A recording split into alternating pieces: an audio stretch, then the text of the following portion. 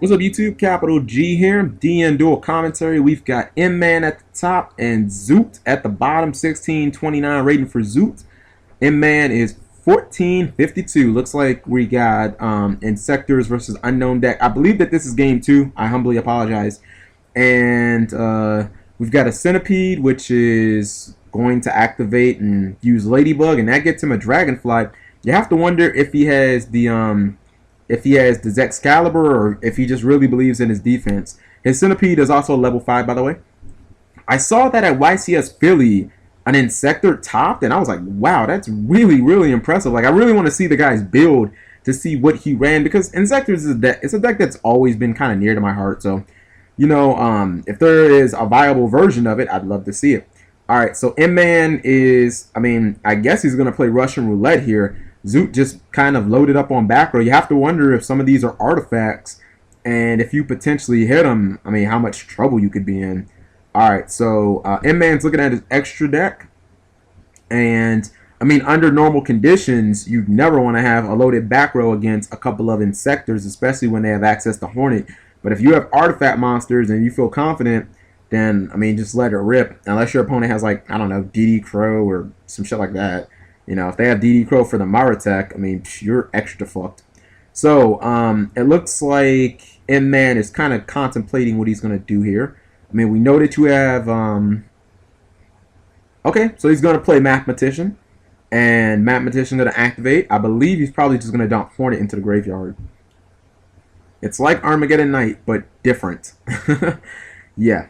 Also, one thing that a lot of people don't realize is, Ladybug, if he activated it, okay, he dumps Ladybug instead.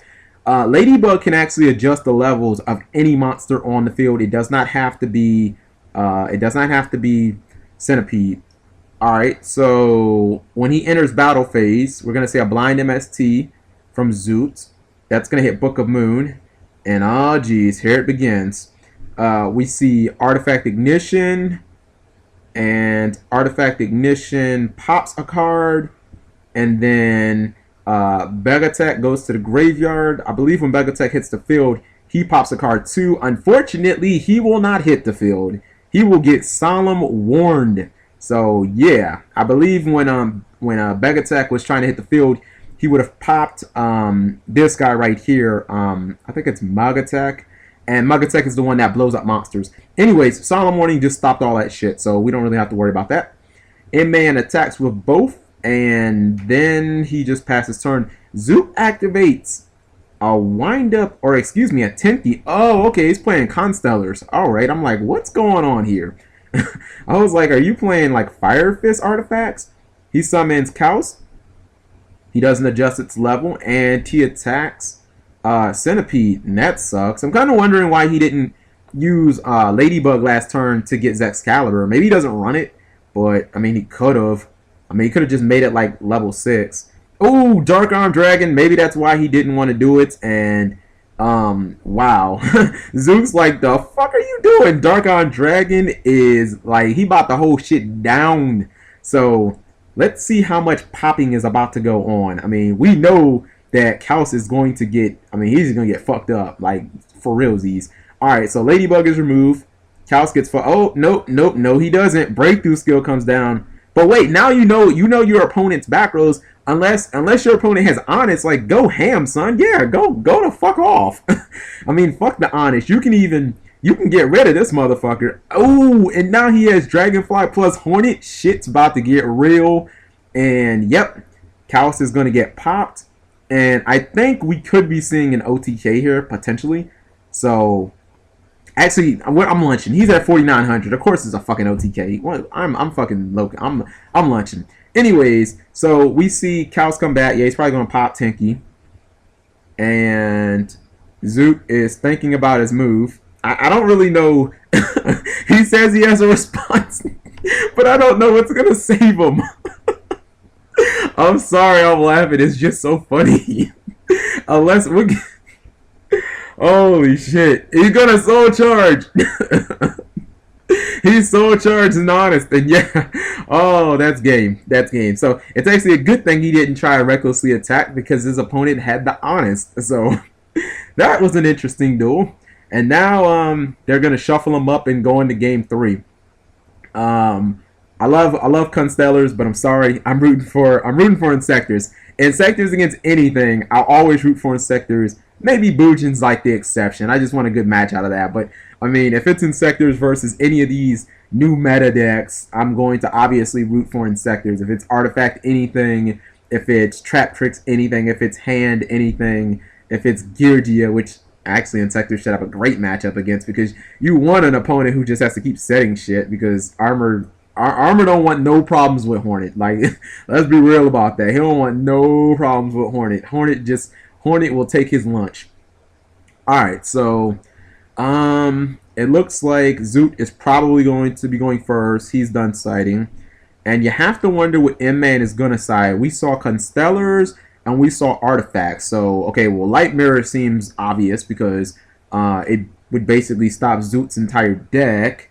DD Crow is good against Artifacts, but not so good against Constellars. And then on the other side, you know, Black Horn of Heaven is good against Constellars, but against Artifacts, no good.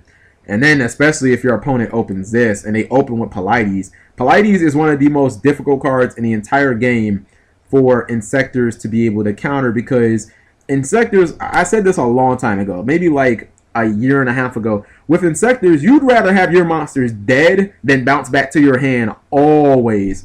So you see Zoot bounces Tenki, which means if he's going to keep getting, you know, causes from Tenki, he probably has the other piece in his back row, you know, or excuse me, in his hand, you know what I mean? He probably has another Pollux in his hand or something like that so that he can get to a second Pleiades.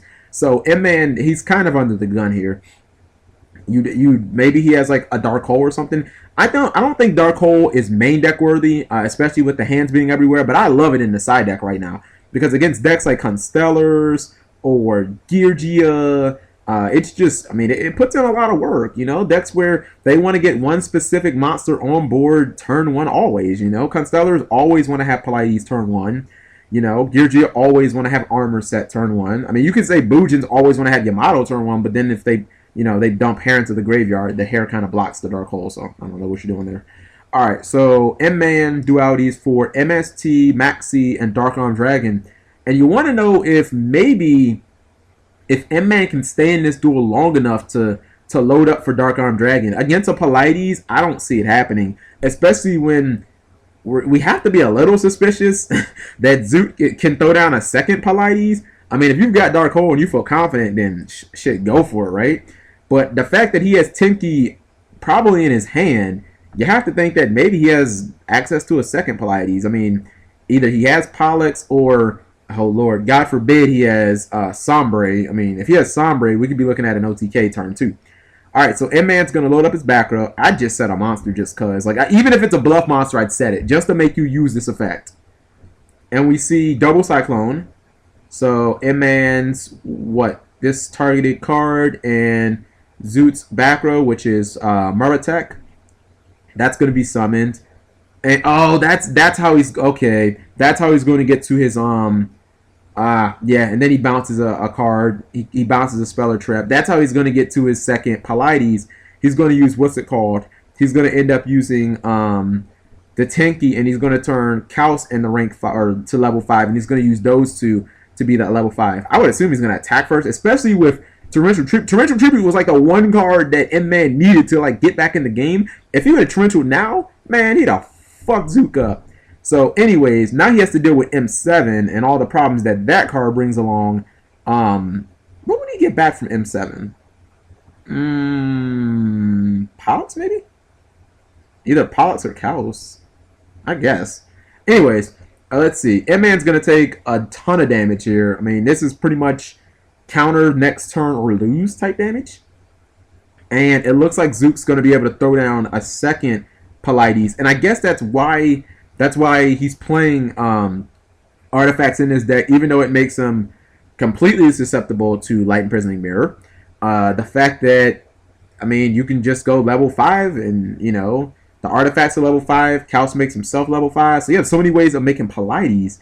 It's insane, right?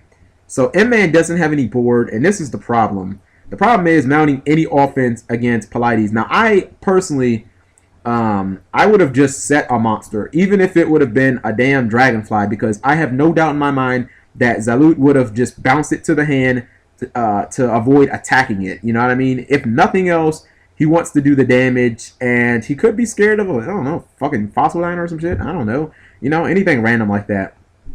Alright, so we got Mathematician on board. Mathematician is going to trigger, and Zalut doesn't have any response, and you just wonder if M-Man can do anything significant here. I mean, maybe he'll drop a Dark Monster. He puts Hornet into the graveyard. Maybe he has, I don't know. I'm just trying to think of any ways that he can really combat. You know, if he Soul Charges, I mean, that's his last 1,000. He's in Cowboy territory. But nope, he knows that he can't win, so he ends up just scooping it up. Thank you guys for watching as always.